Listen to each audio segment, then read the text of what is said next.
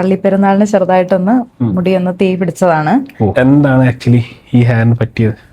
പള്ളിപ്പെരുന്നാളിന് ചെറുതായിട്ടൊന്ന് മുടിയൊന്ന് തീ പിടിച്ചതാണ്.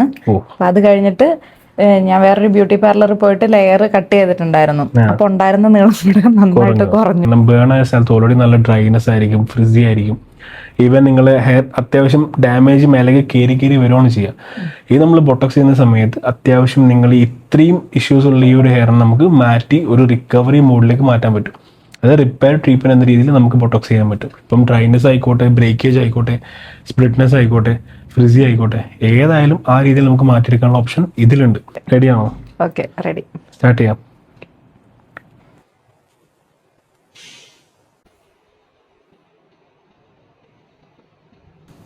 സൂപ്പർ, വിചാരിച്ചതിനേക്കാളും നന്നായിട്ടുണ്ട്. ഫൈനൽ ലുക്ക് എന്താണേലും ഇത്രയും പ്രതീക്ഷിച്ചില്ല.